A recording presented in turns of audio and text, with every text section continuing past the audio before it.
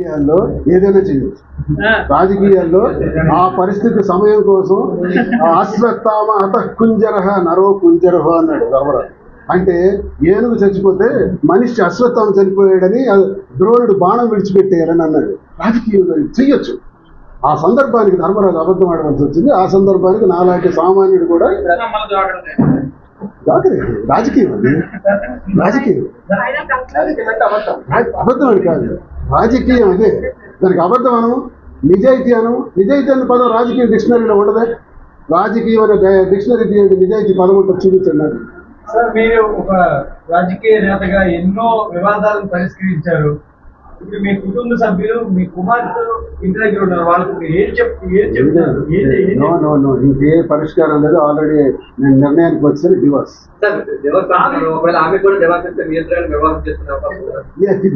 చెప్పలేదు, కాలం నిర్ణయం.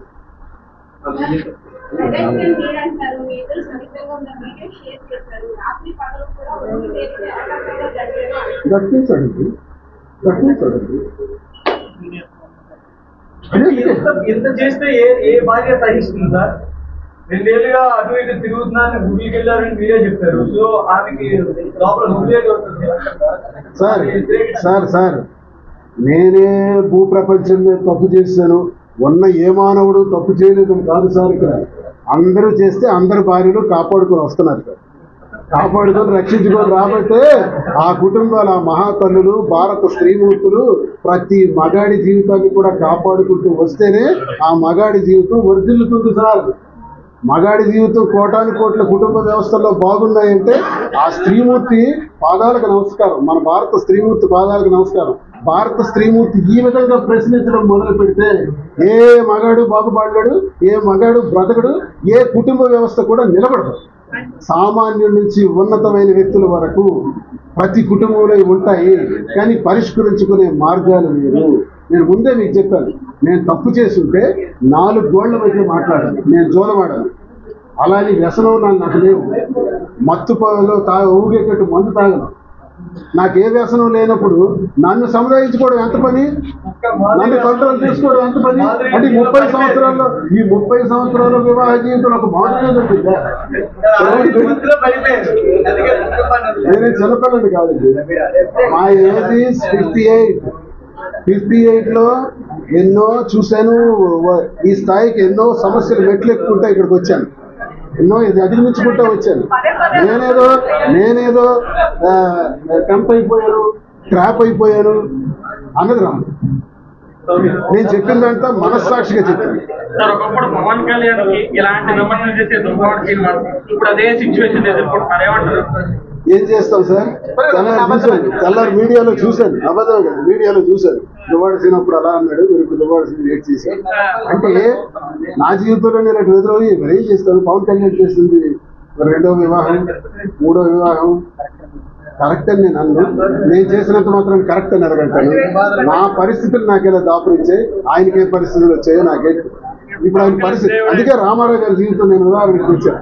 ఆయనకే పరిస్థితులు వచ్చాయో వివాహం చేసుకోవచ్చు. పవన్ కళ్యాణ్ గారికి ఏ పరిస్థితులు వచ్చాయో ఆయన వివాహం చేసుకోవచ్చు. నాకే పరిస్థితులు వచ్చాయో మీకు చెప్పాను, అందుకే నేను వివాహం చేసుకోలే. దువ్వాడ శ్రీనివాస్ గారు 25 సంవత్సరాల నుంచి రాజకీయాల్లో చాలా యాక్టివ్గా సామాన్య స్థాయిని వచ్చారు. మా నాన్నగారు దువ్వాడ కృష్ణమూర్తి ఒక రైల్వేలో సెక్షన్ ఇంజనీర్, ఆయన కుమారుడిగా ఎంఏ ఇంగ్లీష్ బిఎల్ చదువుకొని రాజకీయాల్లో ఏదో ఒకటి చేయాలి, మంచి చేయాలి, ప్రజలకు సేవ చేయాలి, 24 గంటలు ప్రజలతోనే ఉండాలి అని నా వ్యక్తిగత విషయాల్ని కూడా పక్కన పెట్టి రాజకీయంగా ధ్యేయంగా ప్రజలతో మమేకం అవటమే నా తాలూకా జీవిత ధ్యేయంగా 25 ఏళ్ళు పనిచేశాను. 25 ఏళ్లలో ఎప్పుడు ఒక్కరోజు కూడా నా వ్యక్తిగత పనుల కోసం సమయాన్ని వెచ్చించి టైం వేస్ట్ చేయటం చేయలే.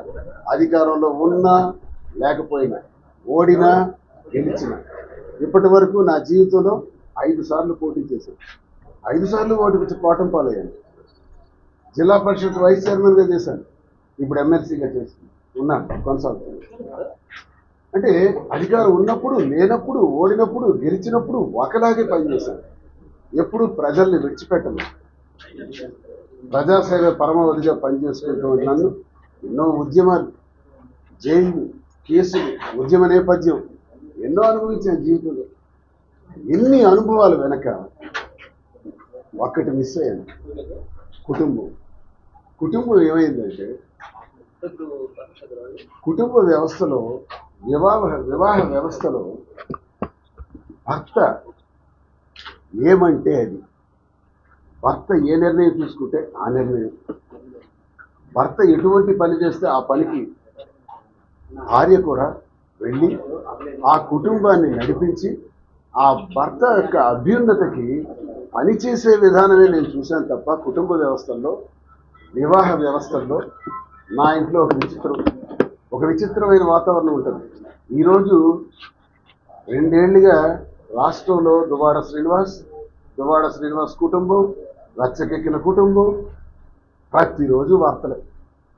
ఈరోజు లేదు. ఈరోజు ఎన్నికలు అయిపోయిన తర్వాత కూడా దువ్వాడ ఇంటి వద్ద హైడ్రామా, దువ్వాడ ఇంటి వద్ద నాటకీయ పరిణామాలు, రకరకాల టైటిల్స్తో విపరీతమైనటువంటి వార్తలు మళ్ళీ హల్చల్ చేస్తున్నాయి. ఏదో ప్రజలకి సేవ చేసుకొని బ్రతకాలనే నా ఆలోచనకి విరుద్ధంగా ఇప్పుడు జరుగుతున్నటువంటి పరిణామాలు ఏంటంటే ఈ కుటుంబ వ్యవస్థలు, కుటుంబ వ్యవహారం. నా కుటుంబమే నా మీద దాడి చేసే పరిస్థితి. మనిషిలో యాంటీబాడీస్ ఉంటాయి. ఆ యాంటీబాడీస్ మనిషి మీద తిరిగి యాక్ట్ చేస్తుంటాయి. అప్పుడు మనిషి చాలా ఇబ్బందులకు, అనారోగ్యానికి గురి కావాల్సి వస్తుంది. అలాంటి పరిస్థితి నాకు కూడా.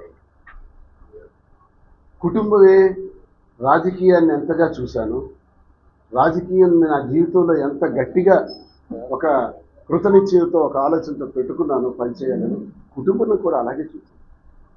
నేనేమి స్థితివంతుడిని కాదు, శ్రీమంతుడిని కాదు. ఎంఏ ఇంగ్లీష్ చేసి, లా చేసి, దువ్వాడ కృష్ణమూర్తి గారు సెక్షన్ ఇంజనీర్గా రైల్వేలో పనిచేస్తే వాళ్ళ పెద్ద అబ్బాయిగా నేను ఒక ఉన్నతమైన స్థాయికి రావాలని రాజకీయాల్ని ఎంచుకొని నేను పనిచేసే దానిలో నా వివాహం 1994లో జరిగింది. అంటే 24కు 30 సంవత్సరాలు. ఈ 30 ఏళ్ళు కూడా కుటుంబాన్ని కంటికి రెప్పలా కాపాడుకుంటూ నాకు ఎన్ని కష్టాలు ఉన్నాయి.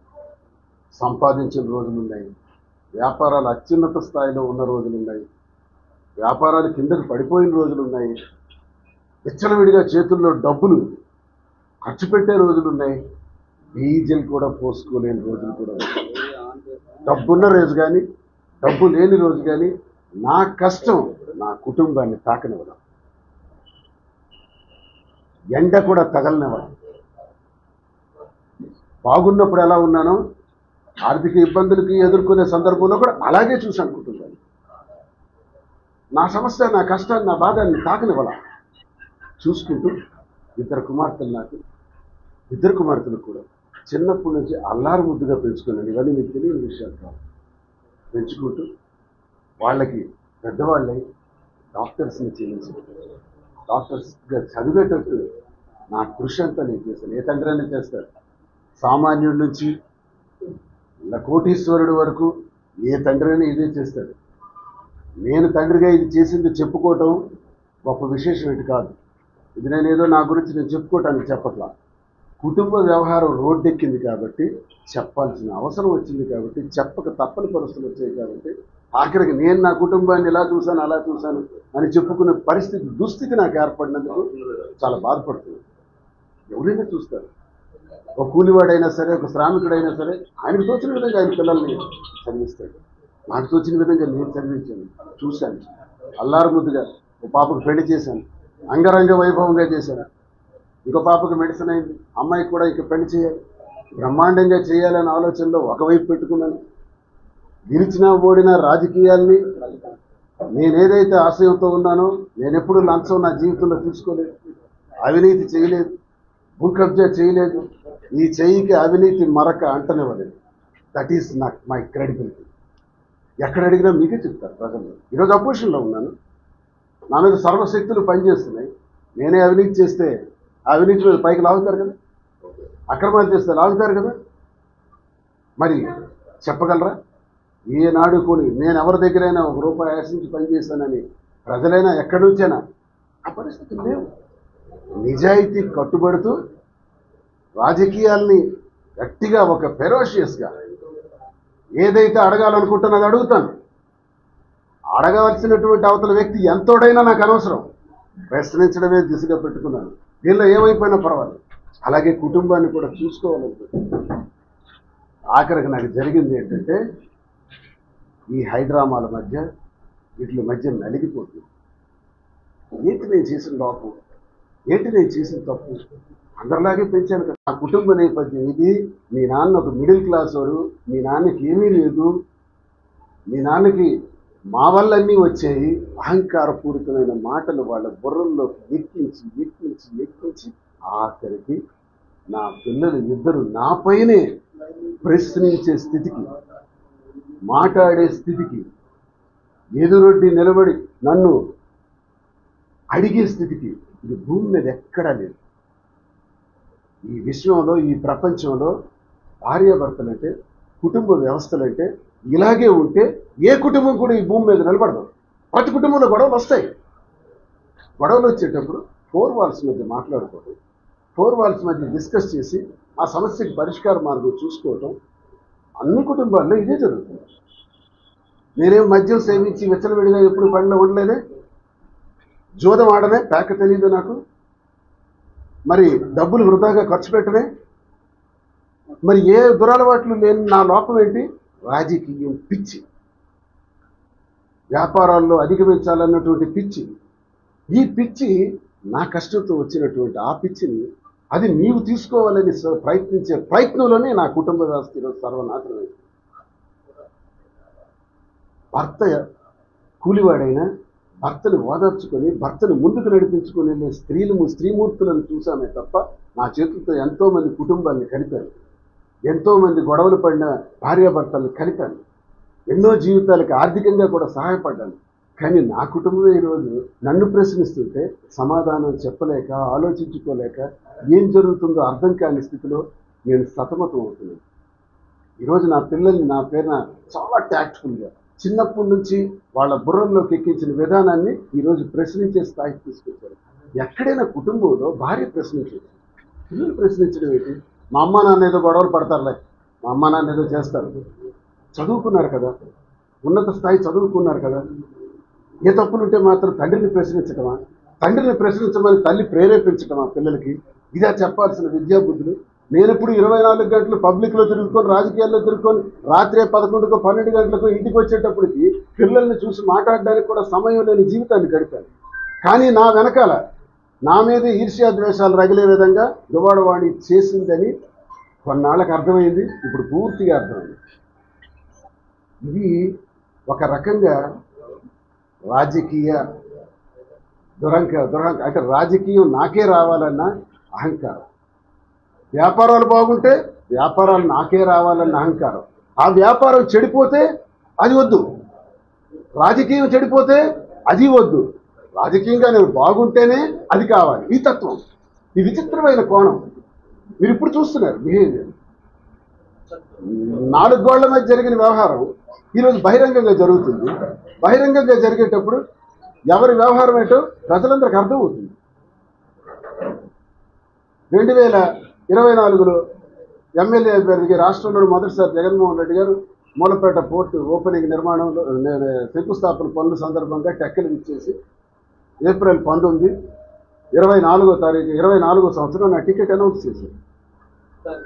ఆ టికెట్ అనౌన్స్మెంట్తో ఇంకా పార్టీలో గట్టిగా పనిచేసుకుని, అన్న నాకు ఇన్ఛార్జ్ ఇచ్చాడు, ఎమ్మెల్సీని చేశాడు, గతంలో ఎంపీగా ఇచ్చాడు, ఈసారి ఎలాగైనా గెలవాలి అని ఒక అకుంఠిత దీక్షతో పనిచేస్తున్నటువంటి నాకు అప్పటికే జగన్మోహన్ రెడ్డి గారు నా టికెట్ ప్రకటించినప్పటికే 4 సిట్టింగ్లు అయ్యాయి అధిష్టానం వద్ద.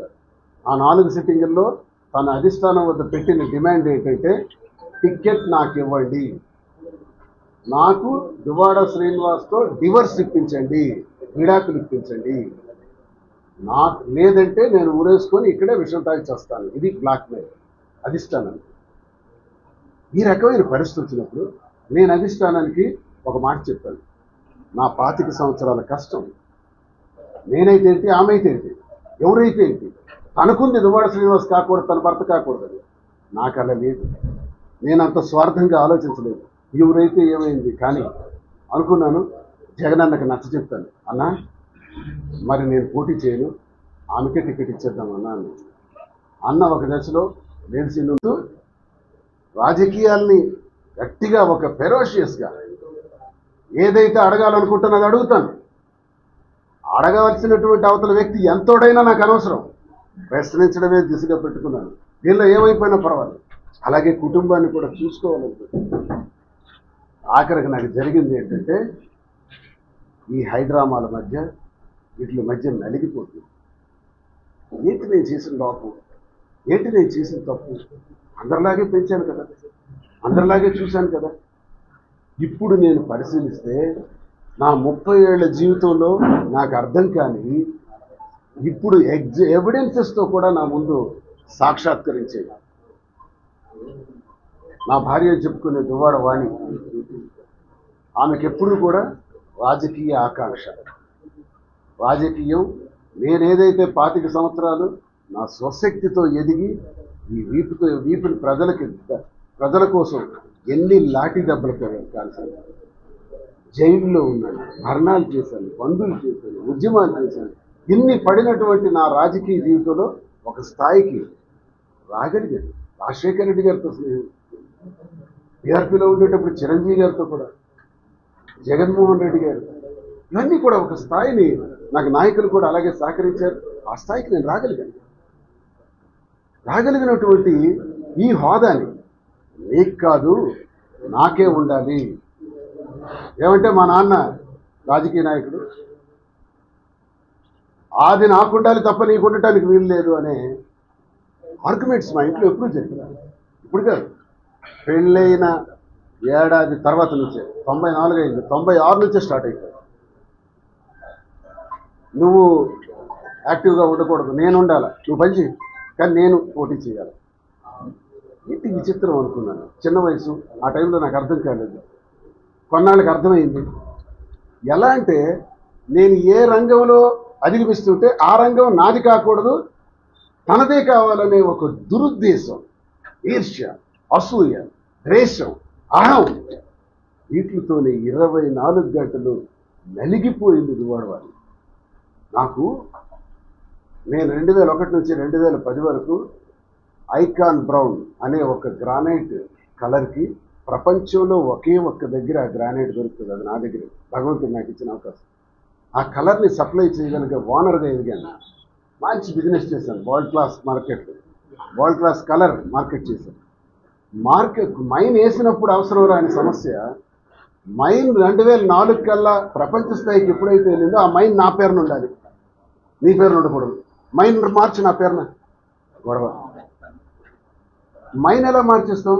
అసలు మైన్ ఎందుకు మార్చాలి? నువ్వు భార్యని, నేను భర్తని, కుటుంబం, మైన్ ఎందుకు నీ పేరున మార్చాలి? నాకు అర్థం కాదా. ఆ తర్వాత కాలంలో ఎవరైతే క్వారీ చేస్తున్నారో వాళ్ళ దగ్గరికి స్వయంగా వెళ్ళి డబ్బులన్నీ నాకే ఇవ్వాలి, ఆయనకి ఇవ్వకూడదు, పర్లాకి వెళ్ళి పెద్ద గొడవ, రభస. అప్పుడు నాకు అర్థం కాలేదు.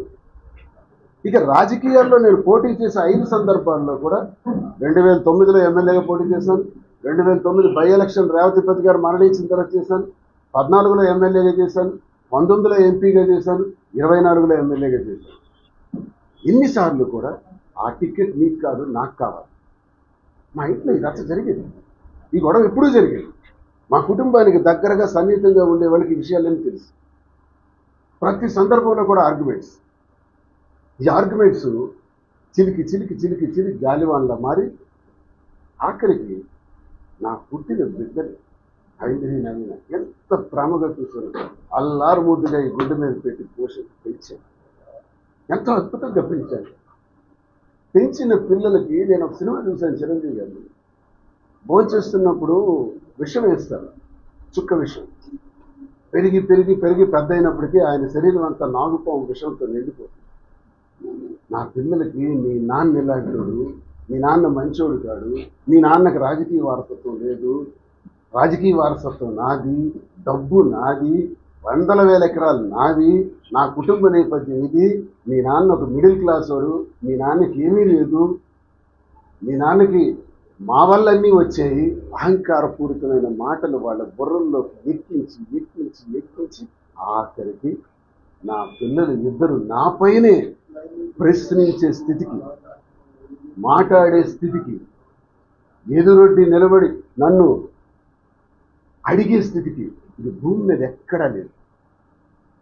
ఈ విశ్వంలో, ఈ ప్రపంచంలో భార్యాభర్తలంటే, కుటుంబ వ్యవస్థలంటే ఇలాగే ఉంటే ఏ కుటుంబం కూడా ఈ భూమి మీద నిలబడదు. ప్రతి కుటుంబంలో గొడవలు వస్తాయి. గొడవలు వచ్చేటప్పుడు 4 వాల్స్ మధ్య మాట్లాడుకోవడం, 4 వాల్స్ మధ్య డిస్కస్ చేసి ఆ సమస్యకి పరిష్కార మార్గం చూసుకోవటం అన్ని కుటుంబాల్లో ఇదే జరుగుతుంది. నేనేం మద్యం సేవించి విచ్చలవిడిగా ఎప్పుడు పనిలో ఉండలేదే, జోదం ఆడనే, పేక తెలియదు నాకు, మరి డబ్బులు వృధాగా ఖర్చు పెట్టనే, మరి ఏ దురలవాట్లు లేని నా లోపం ఏంటి? రాజకీయం పిచ్చి, వ్యాపారాల్లో అధిగమించాలన్నటువంటి పిచ్చి.